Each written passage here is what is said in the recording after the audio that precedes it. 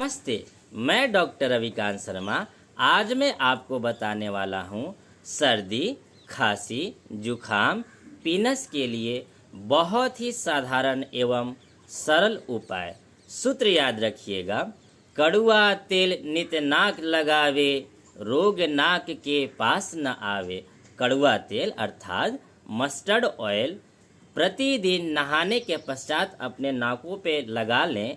इससे आपको ना तो कभी सर्दी की शिकायत होगी, ना जुखाम होगा, ना ही साइनस और पिनस की शिकायत होगी। तो बहुत ही सरल एवं अनुभूत उपाय है। आप प्रतिदिन अवश्य करें। धन्यवाद।